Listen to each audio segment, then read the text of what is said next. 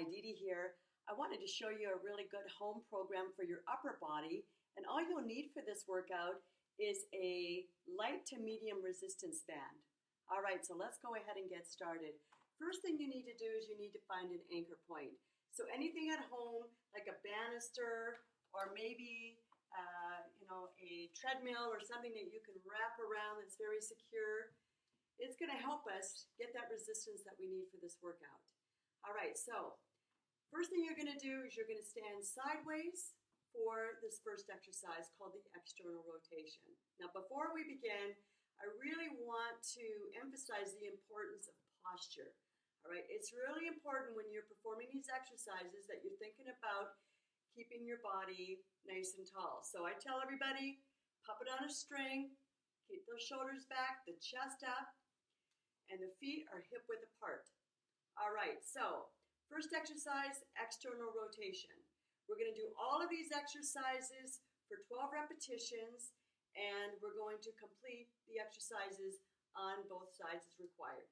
All right, so external rotation, let's talk about our form and setup. So we've got our hand and handle on the hip closest to the anchor point.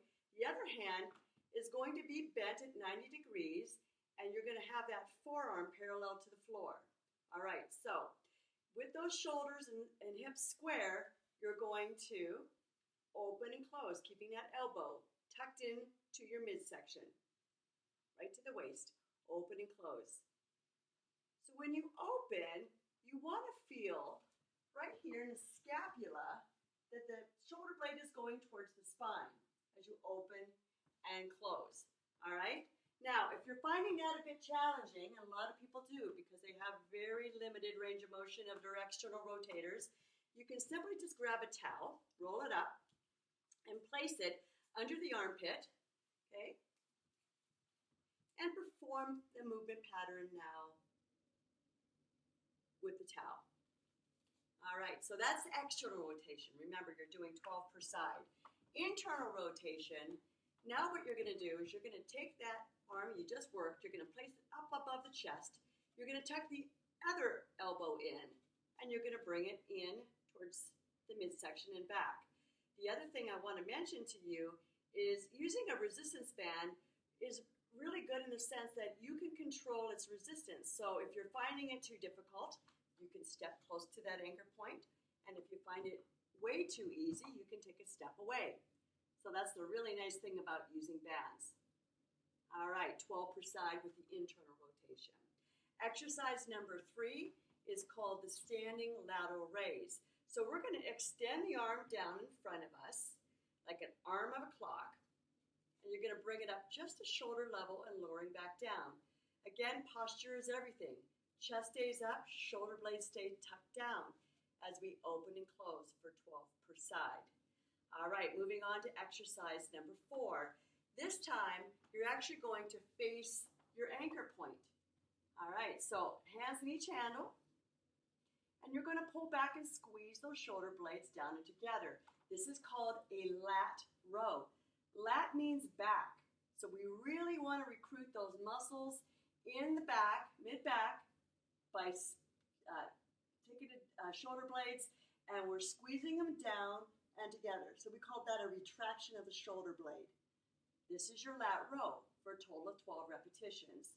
The next exercise is going to be in the same setup, but now you're going to turn your palms facing down towards the floor, and it's called a shoulder push down.